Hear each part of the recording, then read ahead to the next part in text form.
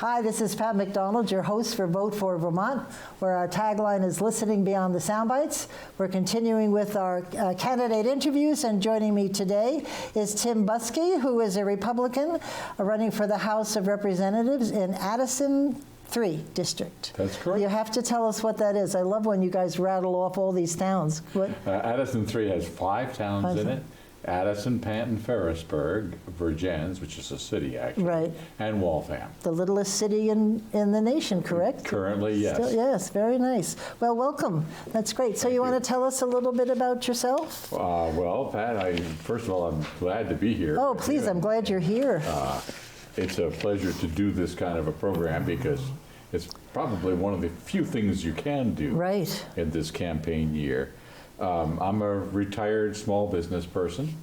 We in our family own 2 businesses, one in Middlebury and more recently in Vergennes for the last 15 years. So I recently retired. In between all of that, I worked as a lobbyist, a CEO, and a nonprofit administrator for about 32 years. Really? In between, and so I've got a lot of business experience and special emphasis on small business. Very nice. And you were a lobbyist for how many years? Well, total, I worked for 32 years in one place. Oh, okay. For one organization. So in the Vermont legislature, off and on for probably 15 of those. I'm a lobbyist. Yes. I'm one for Campaign for Vermont because we're in partnership, my show and the Campaign for. I get a big kick out of it because what have you seen change? Not a question that I'd ask you to ask, but what have you seen change over the years? I think it's changed a lot, our legislature.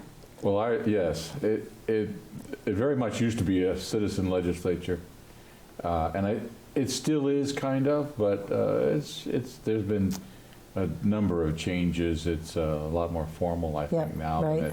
than it was 30 or 40 years ago. Yeah. Sadly, we don't do much compromising, I don't think. No. I mean, the yours, mine, it used to be the third bill was the best, yours, mine, and the compromise bill. We don't get to the third one anymore. So I know you've probably thought about this and have heard from your constituents, but what are your priorities going into this campaign? Well, I have a number of them. Change, I think, and I mean, we need to change the way we tax people. Yeah. Oh, yes. We need to change the way our budgets are formulated and what we're thinking of when we're formulating the budgets. We need to do something with schools and school choice, which is one of my pet peeves. We're big on that. And we really just need to be thoughtful and have a more wide range of thought and experience. Right. I don't know why some people are opposed to school choice, because if you can find the right environment for your child, and each school is different. It doesn't mean they're bad or whatever, but it might be something one school's focused on over the other, and I don't understand that, but. So, somewhat that people today think that competition is not good. Oh, well, I think it's great. In New York City, I lived there for years, there's schools you go to be an engineer, there's schools you go to be a lawyer, and you just choose. And that's what you study, so I don't see it. But anyway, do you have a lot of school choice in your district or not? Not enough. Not enough. And we have had a problem with Act 46 that most of our towns jumped on the opportunity because we thought we were going to save a lot of money. Unfortunately, our budgets have gone up by millions of dollars. They admitted after a while that Act 46 was not geared towards saving money. I mean, if you merge, it's going to in the short term, it's going to cost you money. We merged and we're in trouble. Are you? My town of Addison has lost its school.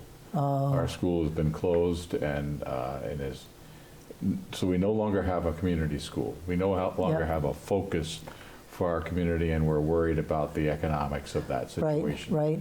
Who wants to move to a town that doesn't have a school? Well, that's a very important point, which I don't think they were focusing on. When people come from out of state, they don't want to put their child on a bus for whatever.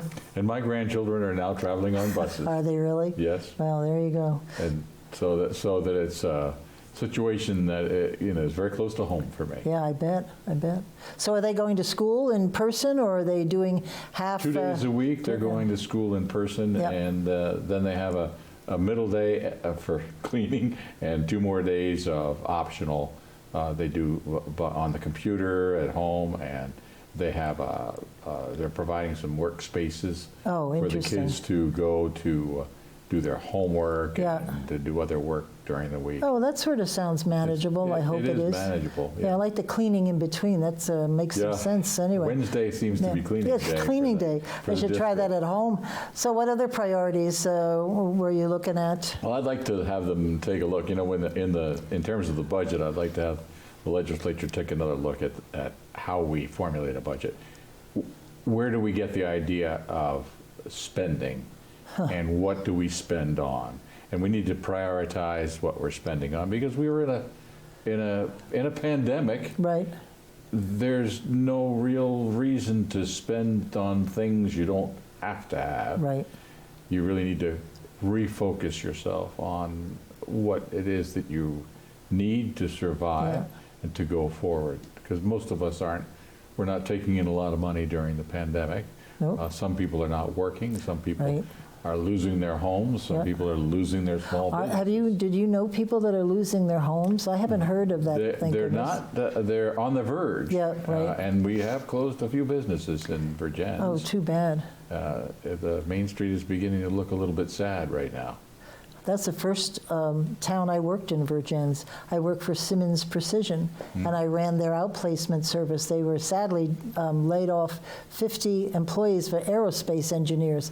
Not too many of those businesses in Vermont, so we helped them get jobs out of state. Yeah. Yeah, that was cool. But I love that town. It was just so cute. It's really a great town. City?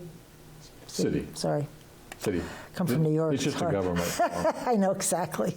So anything else on the priorities? And are Those people are- agreeing with you on these priorities? I find a lot yeah. of agreement. People are tired of paying taxes. Yeah. They look at their budget and they say, well, I can afford to buy this to eat and not this to eat. Right. And they make the choices. They're asking, well, why can't we make those same choices in Montpelier? Right. And I think we really need to look at that and Yeah. study it, change the tax structure, change the way Yeah. we do that. Not look for new taxes. I am totally opposed at this point of any new taxes. Yeah, no, I must say the governor has held fast on that. I've been very happy Yeah, with that. yeah, I don't know how much longer, given that this year we had some, I don't want to say excess money, but they have the rainy day fund and some money left over from last year that they're able to balance the budget this year. But next year, because of COVID, it's going to be a nightmare.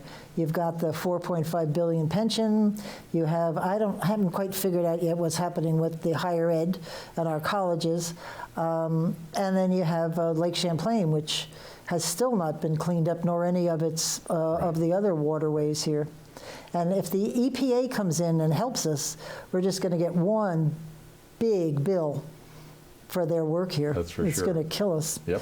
So what do you think when you come in that you're going to be faced with that in January?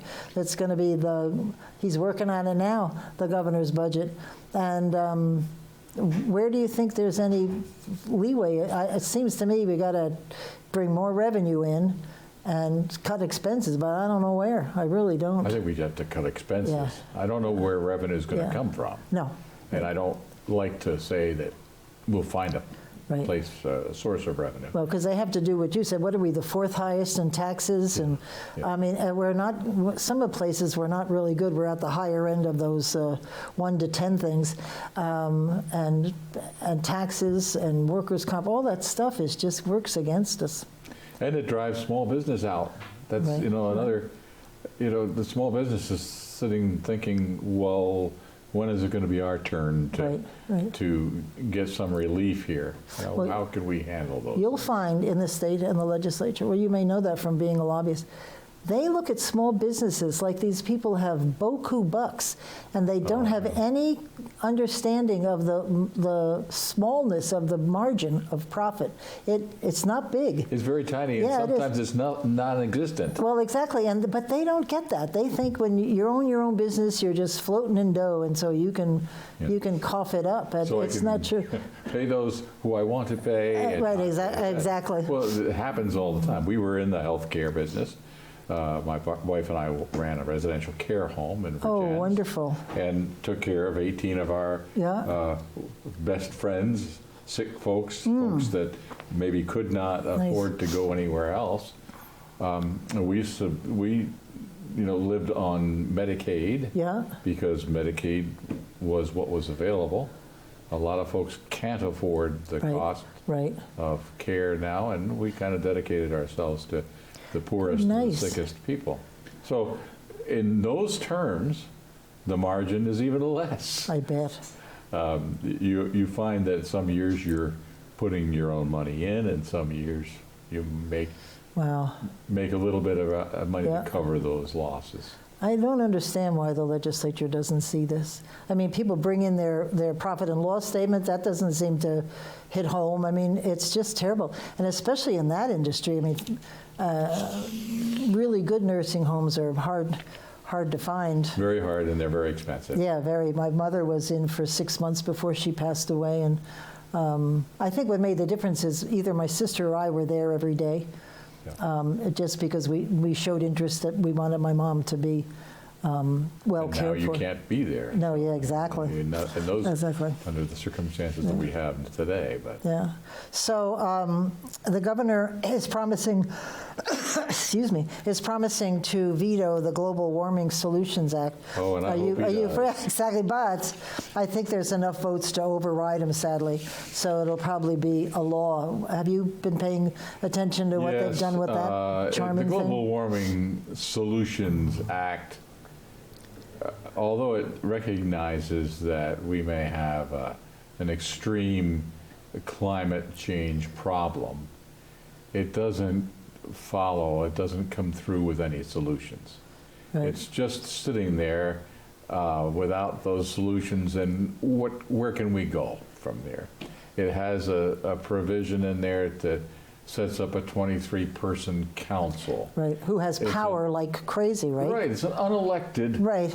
council, it's an appointed council, Right. and the legislature abrogated its responsibility by throwing this council all of the necessary pieces and parts and elements that they need to do to achieve their goals, their emission standards, their goals. And in setting those emission standards, there's really no legislative oversight. Right, right. You name your committee, you have a 23-member committee out there doing their job. Which in itself is almost too big. I mean, what can you do with a 23-person committee? I mean, I don't understand. You can bet I'll try to Well, I get get it. Exactly, I may try too. But I think we've done that in the past with Vermont Yankee and a few other things. Yeah. Never worked. We did it with health care. So what happens to poor people that can't contribute to the emission standards, to lowering the emissions? Right. What happens to those people who can't afford to do that? How about an extra tax on your heating oil? What if you can't afford those things? Right. Those just aren't, that 23-member council isn't answerable to the legislature. The legislature has a responsibility, constitutional responsibility. Because they don't know what to do. They don't know what to do. Obviously. And you're right, we just set up another committee, thank you. But I don't think, because Vermont is so small, we could do absolutely everything, and I think we should do something, but we couldn't move that needle for anything, we're so small. I mean, whatever we do isn't going to move the global warming needle one bit. And that's just one piece of that, of that act. Another piece of the act is the right to sue. Oh, I know. Any citizen of the state of Vermont has the right to sue the state of Vermont if they don't meet the emission standards in the time period given. But with no repercussions. So what? I mean, they can't get any money from us, and It's a fruitful, it's just Where ridiculous. does it go? Yeah, exactly. So you sue the Right. state, you pay the cost of your defense, and if you lose, you pay the cost of arguing Right. the case. And Yeah. wait a minute, who are you suing? Right. And I always lately I've been using the pogo quote from 1970, I think, on the first Earth Day, pogo was Right, quoted as right. saying, "We have met the enemy and he is It is, us." exactly. Well, you're suing yourself. Right, exactly. Who's paying, right? And you're suing out of one pocket and paying out of the other. So I know. I just think it's a bad precedent. People can sue now, but you're inviting them to sue, and you're opening the door. So I can't wait for what's next. Do you know?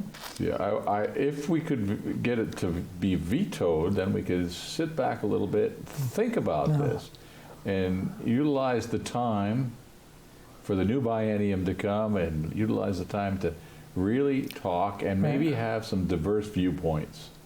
I think that's one of the other pieces It's gonna pass. that I think we're Yeah. in trouble. No, it's something they want, so it's gonna pass. They've talked about it way too long, so I'm sure they brought it up because they knew they had the votes. Well, don't give up yet. Well, no, I'll see. Right to your, right to to the governor please, at right, this exactly. Well, he's going to veto it, so it's the legislators who Okay, and are right to voting your yes, legislators. yes. So speaking of the governor, at one of his press conferences recently, he said that the economy is not coming back as quickly as he had hoped. And what would you like to see happen to get the economy jump-started? First of all, we got to lay off the regulations and lay off instead of constantly regulating and criticizing small business, it's time to put some incentives Right. out for their success, to draw people in to that success and to draw business in from outside. Right, We really need more business, more jobs, right. more better paying Good paying jobs, right, exactly. would be really Right. very good. Yeah. I mean, it's time that we get those. You know, after Tropical Storm Irene, when people in Vermont rebuilt the roads, my road was completely rebuilt by people who lived on my street, and it's great. I thought for sure when we went back to the legislature that they'd dump some of the regulations, but no, we added more, and we proved that without the regulations, people built the roads and they're still They did a there. good job, They and did a they're great still job, there, right? right. Exactly. They're still working and they haven't fallen apart. No, I was a selectman in both Middlebury and Addison, total 25 years. I was a Whoa. selectman. And one of the things we discovered in the town of Addison was, dirt roads aren't all that bad. Well, That you don't have to take a grader out there every time and Right, regrade them. right. You can use a dump rake for a quarter of the cost and get it done more Yeah, often and have a better road. But it's just thinking I about know. I it. live on one of those. It's just the car wash that's expensive now. My husband has a thing about a clean car, so we're always going to the wash. But no, you're right. They're pretty solid, some of them. Yep, just They're think good. about what you're doing Right. and use common sense, I Yes, think. exactly. So and we have a lot of dirt roads. I'm trying to remember from my days in transportation. It's a pretty high percentage, more than most, of dirt roads here. So I don't know if you know this, but Campaign for Vermont and Vote for Vermont worked really hard for a couple of years to get the legislature to think about ethics. And which means, do you have stock in something we're voting on? Or do you work for the company that we're voting on? And maybe you should step forward and say, I have to recuse myself.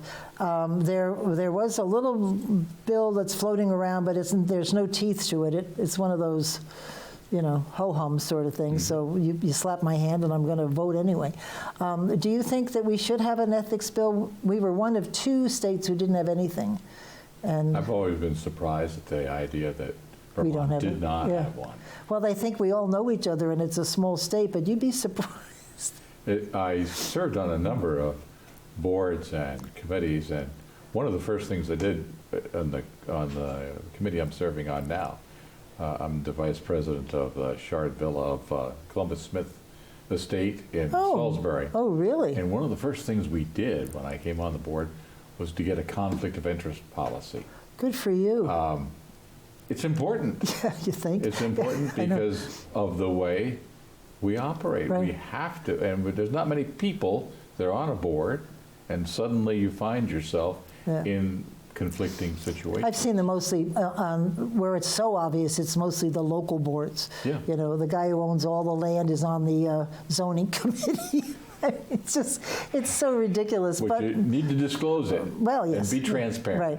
Well, and the way that they're envisioning this is that people, citizens, would be able to come and lodge a complaint for investigation if they found something, because right now they don't really know where to go, and this would be a confidential handling of their complaint up to a certain point. But anyway, so I that's would be in good. favor of that. Oh, good. When I was a lobbyist, I always thought, why don't we wear labels? Why aren't we putting Oh, I our know. names on I know. Well, they've always, and I think they should put who you're representing. Yeah. You know, some of them will have, We'll have one. down to the floor. Right. But it's right to know who you're talking to and who you represent. Yeah. So anyway, we were also wanting to discuss, because I think this is going to come to a head at some point, about the protests that are here in Montpelier.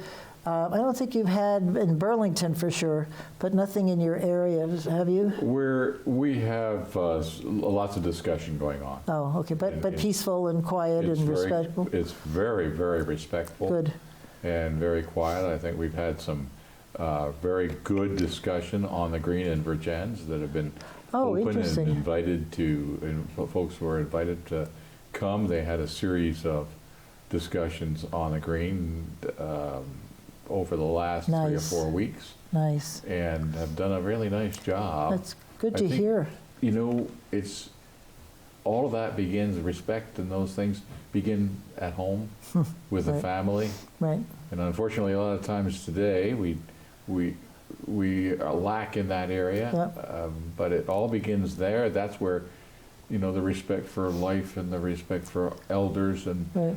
people of all races, creeds, colors, religions, Right. genders, and gender identities. That all comes from Right. your home, That's right. and it needs to be realized and begun again. I think there were a few parents who did not did not extend that on. Kind of forgot. The group that was here in Montpelier was just amazing. First of all, I could have been everyone's grandmother. They were very young.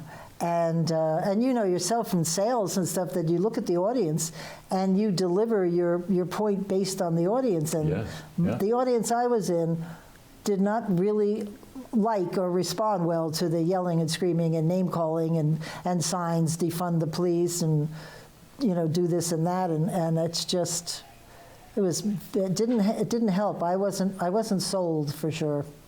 So Yeah, I don't know what the legislature can do, but it has to do something. I think we can react Yeah. to it in a calm and transparent manner so that we can maybe even lead and act like That would we be expect good. others to act. Would be good. So I think, you know, those are some of the major things we can do. What they're going to do with it long-term, really need to take a look at that. Yeah, because they keep saying that, you know, the Vermont way, as Governor Douglas used to say, maybe not so much anymore. New things have arrived, Yes. and we have to respond accordingly. So Right. I don't know, we'll see. So why do you think you are the best candidate for the position, and do you have some competition? I do. We have plenty of competition in my district. There's I think four I of know, us yeah. running for 2 seats. Yeah, Two Democrats who have been there for a number of years. One in particular has been there for a lot of years, and they've both done a fine job. They're both great yeah. people, both of them who I've worked with in the Oh, nice. past That's good. and had no problems with. And then there's my partner and I, Steve Thurston, who's also running for the seat on the Republican Yeah. ticket, and myself. And I think we're trying to offer a diverse opinion. We're trying to bring a different thought process Right. in. A legislature that is too one-sided is not going to be making really good, Right. just thoughtful decisions. So it's my thought that, you know, why should I step in now? Well, I've got the time, Yeah, finally, yeah, after all these years. Right. I've always wanted to do it. And I'm offering my time and talent to the legislature and to my district to represent them as someone who will listen to them, who will care what they say, will respect their ideas, and will bring them forth in the best manner I know how. That's great. And be diverse thinking too. That's great, because I think they're very close out there. It's all about community in your area and in Bristol, where I first came to Vermont. I lived in Bristol, and I just loved. I used to tell people when I felt sad about why did I move, blah, blah, blah, you know, you just get homesick. I'd go over to Route 22 and look at the Adirondacks and the lake and how the sun rays would come down, and I think, oh, that's why I moved here. And I'd take a ride all around that area. Just loved it. Addison County really is the It's beautiful. It is. It's beautiful. So we ride our motorcycles. Well, we ride mostly around Vermont all together, but that's a beautiful area. Anyway, so what are you? I mean, there's no big parade in Virgins, for heaven's sakes. No. Oh, We haven't a real good avenue for it. We're doing a lot of signs, putting up a lot of signs. Sign waves. A lot of walking around, sign waves. I spend a lot of time at the recycling. Yes, the dump. Because basically that's where everybody eventually comes. Right. Either Wednesday or Saturday for 4 hours. They eventually end up there, and you get a chance to talk and be just distant enough not to be passing anything along. And we wear our masks. We try to be very respectful of those folks who are coming there, but it's an opportunity for us to talk. Right. So it's that, telephone calls, advertising, a lot of social media, which I really never probably worked knew, very right? well. I'm fairly new to it, Right. but that's good. one of the things. A couple of people that came up from Rutland said they were actually door knocking, which I was surprised at, but they said as long as when you knock, you step back, you've got your mask on, and people seem to be okay with it. Maybe it's been around for so long that people are not as scared as they used to be. But I think, they've gotten kind of used to it. Maybe that's good, maybe it's I don't know about that. Yeah. I'd like to see more things opened up. I try to tell my husband, we go out to dinner because we're helping the economy, getting it back on, as I like to go out. But I feel bad for these restaurants who have been closed for so long. I can't imagine if they had a small profit margin back before COVID. I can't even imagine even opening how they're making it. But anyway, we'll figure it out. Well, I wish you a lot of luck with your campaign. Thank you very much. And what's a really good thing to highlight is the process from being a lobbyist, because a lot of people that are new just don't know how it works. I spent a lot of time in Montpelier over the years. As I was driving up today, I said, now I really want to do this drive again. Have you thought about the committee you're going to ask for? I'm open to anything. Obviously, everybody wants to be on appropriations. Oh, yeah, well, good luck with that. No. There's not a chance that, and I'm in the wrong party. Right, yeah. So there's probably not a chance there, but I have a great interest in health care. Oh, good. Because I did work in that field with my wife for 15 years. Oh, that would be a real plus. And about taking care of senior citizens. Yeah, and that'd be a real plus. I have a lot of respect for the elderly. Yeah. It was one of my favorite things to do. And when I started, I didn't think I was going to like it, but my wife's been a nurse for years. Oh, nice. And she kind of taught me. That's nice. People were very nice to my mother, who's a real chatterbox, sort of like me, and they just loved her. They took really good care of her, and she was very happy, because it's a big deal from moving from your home to it is to just in a small room. And we took them in as our own good family. For you. That's nice. And they became our family, and so they were as important to us as anybody in our family. Because I don't know what's happened with healthcare in Vermont, but maybe that'd be a very good committee to be on. Healthcare, education, anything that would be beneficial for the economics of the state. Good for you. I'd love to. I'd be open to any of those things. Good for you. But again, you never know. Well, thank you for coming on. Thank you for tuning in. We've run out of time. I hope you check with us next week. And in the meantime, keep listening beyond the sound bites.